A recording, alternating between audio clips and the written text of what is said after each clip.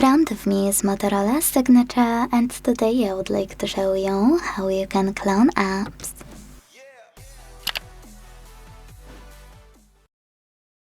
First of all, go into Settings and scroll to tap on Apps. Then scroll again, this time to tap on Cloned Apps. And use this plus next to any available app you wanna clone.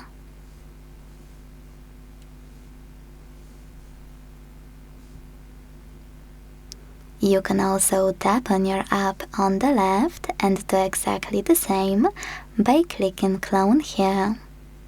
As you can see, my app was successfully cloned, so when I go back and check it out, I can see it over here. If you wanna delete any cloned app, you can go back to the same section in Settings and use bin icon available on the right. Or if you tap on WhatsApp, available here. Either way, after you click on it, confirm your choice by tapping on OK and wait.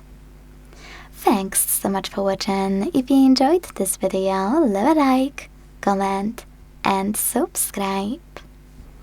Bye!